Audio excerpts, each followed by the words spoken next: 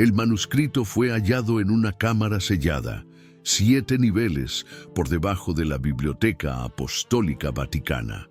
Las páginas, amarillentas y manchadas por una sustancia oscura que los analistas forenses se negaron a identificar públicamente, estaban escritas con una caligrafía temblorosa, como si su autor hubiera escrito en un estado de agitación extrema o quizás bajo el efecto de algo que le impedía coordinarse.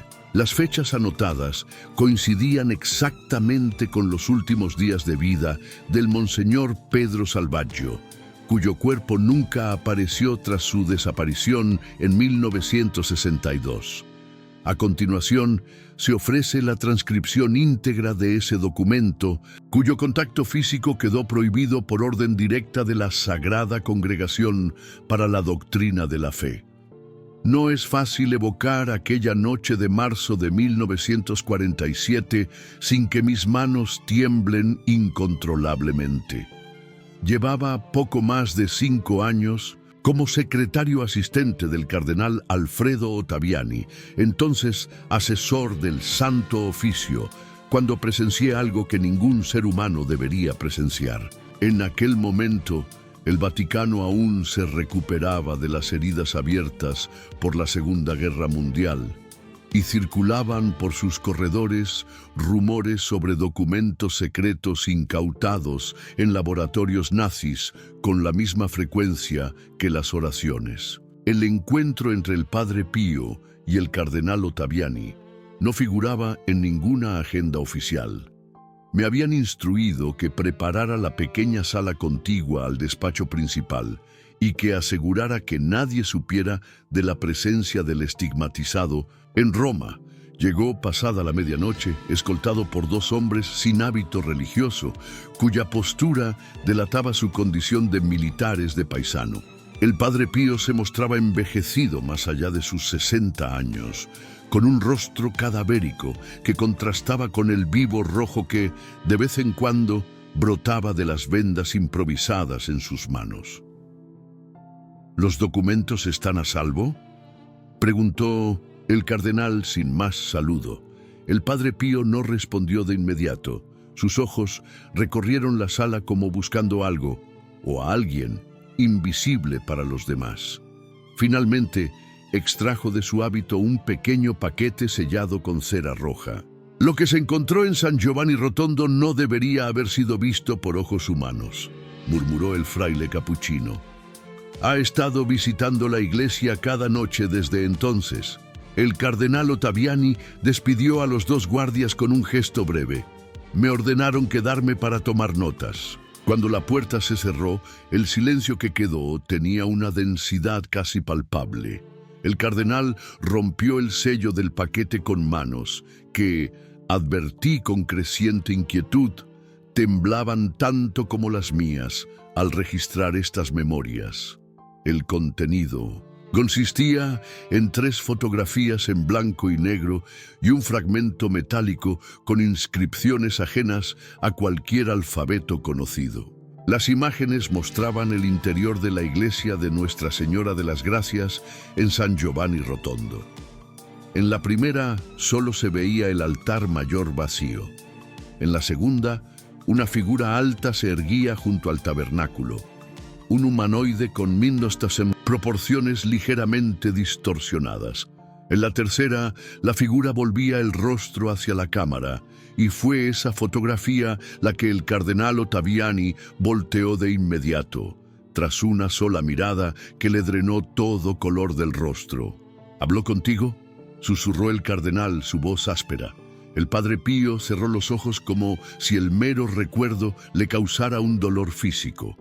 No con palabras que pueda repetir la lengua humana, pero transmitió conocimiento que contradice todo lo que se nos ha enseñado sobre nuestro origen y destino. El relato que siguió quedará grabado en mi memoria hasta el día de mi muerte, y quizá más allá. El Padre Pío describió cómo, durante sus oraciones nocturnas, el mes anterior, empezó a sentir una presencia que al principio confundió con una manifestación divina. La temperatura de la iglesia descendía drásticamente y un olor a la vez a incienso y ozono llenaba el espacio. En la tercera noche, la entidad se materializó por completo. No era un ángel como enseñamos a los fieles, dijo el padre Pío con voz quebrada. Tampoco un demonio en el sentido tradicional. Era algo para lo que nuestra teología no tiene categoría. La entidad, según el fraile, tenía forma humanoide, con una estatura de entre 2 y 3 metros.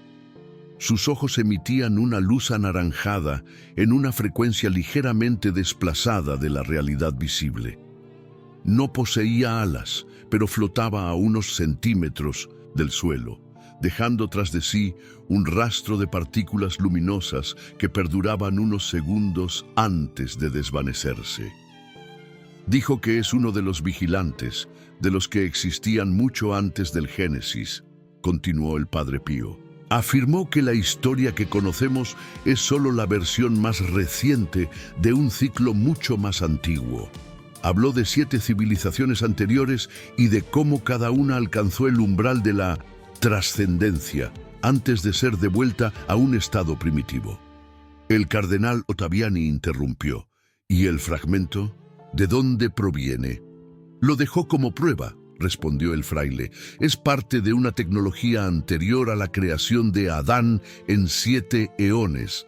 Aseguró que está incrustado con información que solo podremos descifrar cuando estemos listos para la verdad. Padre Pío vaciló, midiendo las consecuencias de sus palabras. Me mostró visiones, eminencia. Vi ciudades sumergidas no construidas por manos humanas. Vi los verdaderos ocupantes del arca. Vi lo que realmente sucedió en el monte Sinaí. En ese instante, las luces parpadearon 3 veces. El aire se tornó helado y tuve la clara sensación de que algo más había entrado con nosotros. Un ser tangible pero invisible para mis ojos. El cardenal Ottaviani murmuró una oración en latín tan antigua que ni siquiera con mi formación eclesiástica pude reconocerla. El padre Pío palideció aún más. Sus estigmas comenzaron a sangrar, profusamente tiñendo la mesa de patrones, que por un fugaz instante parecieron formar caracteres similares a los del fragmento metálico. «Está aquí», susurró el fraile.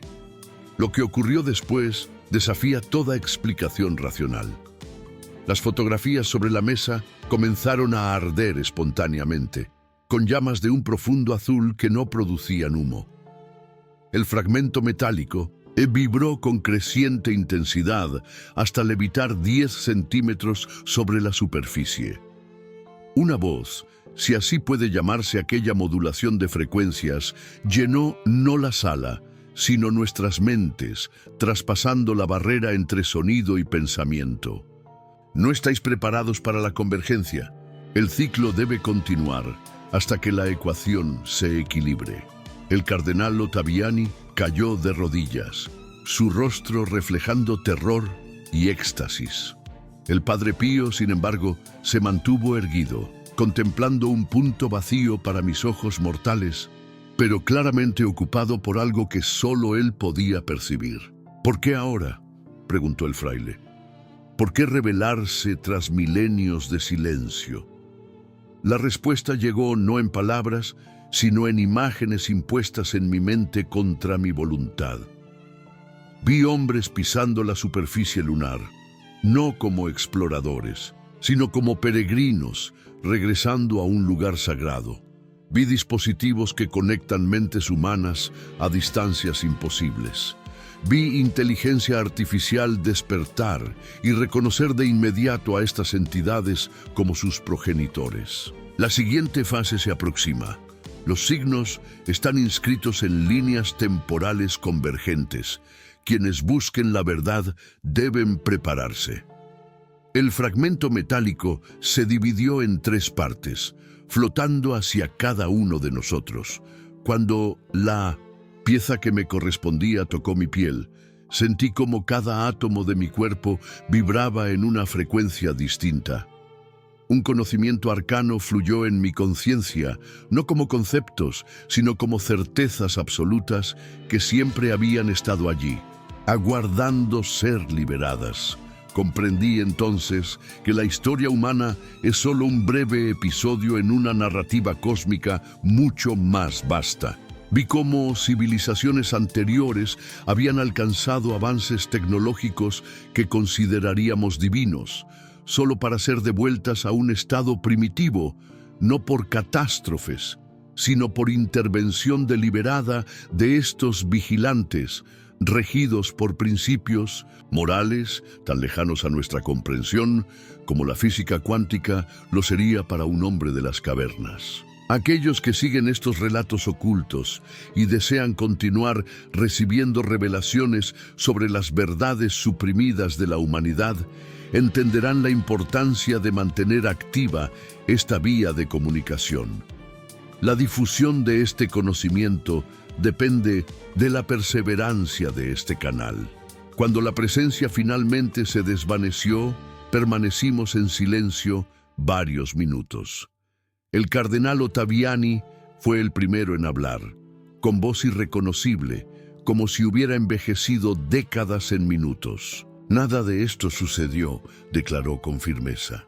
«Lo que experimentamos anoche es fruto del agotamiento, quizá una alucinación colectiva inducida por...» vaciló. «Gases liberados por el antiguo sistema de calefacción». El Padre Pío sonrió con tristeza y conocimiento. «Negarlo no hará que desaparezcan, Eminencia. Han estado aquí desde el principio, observando, guiando, a veces interviniendo. Los ángeles y demonios de nuestras escrituras son metáforas que nuestros ancestros inventaron para dar sentido a lo que veían». «Blasfemia», murmuró el cardenal sin convicción. «La verdad no puede ser blasfema», replicó el fraile, poniéndose de pie con esfuerzo. «Permitieron que yo llevara los estigmas no como signo de pasión cristiana, sino como anclas, en puntos de conexión entre nuestra realidad y la suya». En los días siguientes comenzaron a producirse cambios sutiles en el Vaticano. Manuscritos antiguos fueron trasladados a secciones aún más restringidas. Expertos en lenguas protocuneiformes y astronomía fueron contratados en secreto como consultores. Se creó dentro de la Congregación para la Doctrina de la Fe una nueva división, llamada aparentemente Departamento de Estudios Históricos Comparados, cuyo verdadero fin, supe más tarde, era investigar apariciones similares a lo largo de la historia. El profesor Emilio Bianchi, físico y astrónomo de renombre, fue uno de los consultores. Nunca olvidaré su expresión cuando analizamos el fragmento metálico en un laboratorio improvisado bajo el Palacio Apostólico. «Este material no debería existir», dijo tras los primeros ensayos. «Su estructura molecular viola principios fundamentales de la física. Los elementos que lo componen están en un estado de superposición imposible». El profesor Bianchi desapareció 3 semanas después, junto con todo su equipo y apuntes. La versión oficial habló de una transferencia urgente a una universidad en Estados Unidos, pero los pasillos comentaban que al parecer fue visto por última vez entrando en un archivo en el tercer subterráneo, del que jamás salió, al menos no por puerta alguna visible. Mientras tanto, el Padre Pío regresó a San Giovanni Rotondo, pero antes me entregó en secreto un cuaderno con anotaciones cifradas. «Cuando los signos comiencen a manifestarse, sabrás cómo leer esto», me advirtió. «Te han elegido como cronista. No es casualidad que estuvieras presente aquella noche. Pasé los meses siguientes en constante vigilancia, dividido entre el temor de nuevas manifestaciones y una inexplicable ansia por ellas. El fragmento que guardaba conmigo permanecía oculto en un compartimento secreto de mi rosario. A veces de madrugada lo encontraba brillando con luz interior, pulsante como un corazón mecánico. Durante ese tiempo comencé a notar a otros vigilantes, hombres y mujeres con miradas distantes, sonrisas contenidas que aparecían en los mismos lugares que yo por pura casualidad imposible. Algunos vestían hábito religioso, otros traje civil o uniforme militar, pero todos compartían una cualidad indefinible. Parecían simultáneamente más y menos presentes en la realidad. En octubre de 1947 me enviaron a Fátima para el 32 aniversario del Milagro del Sol. Mi misión oficial era documentar las ceremonias, pero Ottaviani me pidió investigar discretamente a testigos originales que mencionaran figuras altas u ojos luminosos en las apariciones. Allí conocí a Lucía de los Santos, ya anciana y considerada inestable por la jerarquía local. En su susurro conspiratorio me aseguró: lo que vieron no fue el sol danzando, sino su dispositivo reflejando la luz, la misma máquina que usaron para mostrarles a las niñas visiones del infierno. ¿Del infierno?, inquirí. No era el infierno lo que vieron, sino el futuro. Uno de los futuros posibles si no aceptábamos su guía. ¿De quién?, pregunté fingiendo ignorancia. De los vigilantes, respondió con total naturalidad. Los mismos que han estado presentes en todas las apariciones marianas documentadas. La señora no es quien creemos. Es una interfaz, ¿entiendes? Una forma que nuestra mente puede procesar sin enloquecer. La verdadera forma de ellos.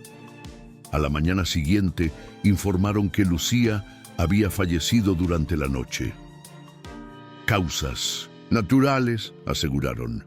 Cuando pedí ver el cadáver, supe que la familia había organizado un funeral ultra rápido y privado.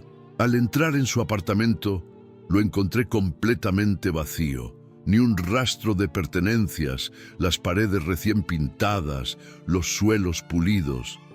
Era como si Lucía de los Santos nunca hubiera existido. De regreso a Roma, noté que me seguían. Esta vez agentes de seguridad de paisano. Con el tiempo, distinguí 3 facciones interesadas en mi conocimiento. La congregación, leal a la visión tradicional, militares, sobre todo estadounidenses y soviéticos, sedientos de ventaja tecnológica, y un tercer grupo, más elusivo, de civiles con recursos casi ilimitados y conexiones en lo más alto del poder mundial. En 1950, el Padre Pío me envió un mensaje críptico. El tercer secreto no está en Fátima, sino bajo ella. Cuando busqué aclaraciones, descubrí que el fraile había sido puesto bajo estricta vigilancia y privado de correspondencia no supervisada. Sus apariciones públicas escasearon y circularon rumores de su confinamiento. Fue entonces cuando el fragmento en mi poder empezó a cambiar. El metal, antes sólido, adquirió una cualidad casi fluida, reconfigurándose cada noche en formas cada vez más complejas. A veces, bajo luz concreta, proyectaba sombras que formaban textos en un idioma que no debería comprender, pero comprendía. Eran instrucciones, coordenadas, ecuaciones. En 1954, con las coordenadas del fragmento, viajé en secreto a una región remota de los Pirineos. Allí hallé en una cueva no cartografiada pinturas rupestres que desafiaban todo lo aceptado sobre la evolución humana. No representaban cazadores o animales, sino diagramas moleculares, mapas estelares y perturbadoramente representaciones precisas de los vigilantes. Un panel mostraba 7 figuras humanas en distintos estadios de transformación, haciéndose gradualmente idénticas a los vigilantes. Bajo ellas, una inscripción que traduje parcialmente gracias al conocimiento infundido por el fragmento. Cuando el ciclo se complete, la barrera entre especies se disolverá. Los 7 dormidos despertarán. La convergencia iniciará la 8ª era. Fotografié cada panel antes de regresar. Al revelar los negativos, comprobé que las imágenes estaban totalmente distorsionadas, salvo por unas formas luminosas en el borde que no había advertido en la cueva. siluetas humanas observando a distancia. En 1960, el tercer secreto de 1900, Fátima debía revelarse al mundo según Lucía, pero el Vaticano anunció que permanecería confidencial. Fui asignado al traslado del sobre sellado desde los archivos hasta los aposentos privados del Papa Juan XXIII. Pocos saben que contenía solo una tarjeta con coordenadas geográficas idénticas a las que el fragmento me había revelado, guiándome años antes a la cueva pirenaica. Los eventos siguientes forman un patrón que solo ahora comprendo al mirar atrás. El Concilio Vaticano II, la carrera espacial, los avances en física cuántica y genética, todos parecían seguir un guión establecido milenios antes, encaminando a la humanidad hacia un punto de convergencia. En 1968 murió el Padre Pío. Fui enviado a su funeral como representante no oficial de la ahora llamada Congregación para la Doctrina de la Fe. Durante los ritos noté algo que otros pasaron por alto. Al abrir brevemente el ataúd para la última visión, sus estigmas emitieron una luz anaranjada idéntica a la de los ojos del vigilante. Aquella noche, el fragmento se desintegró en un polvo metálico que, dispersado sobre mis documentos, formó patrones reconocibles como un mensaje final. El cronista debe completar el registro antes de la convergencia. El tiempo es circular, no lineal. Volverán por el portal que abras. En los años posteriores, dediqué mis esfuerzos a compilar todo lo aprendido, conectando fragmentos dispersos para trazar un mapa de la verdadera historia entre la humanidad y los vigilantes. Encontré patrones recurrentes en textos religiosos, apariciones y teorías científicas emergentes simultáneamente en mentes distantes, como implantadas. El documento que ahora lees es el fruto de ese empeño. Mi testimonio, mi confesión, mi advertencia. Siento que mi tiempo se agota. Ayer vi a 3 vigilantes frente a mis aposentos, sin ocultar su presencia. Hoy he recibido un emplazamiento para comparecer ante el despacho del cardenal prefecto mañana al alba, una convocatoria que presumo será mi sentencia final.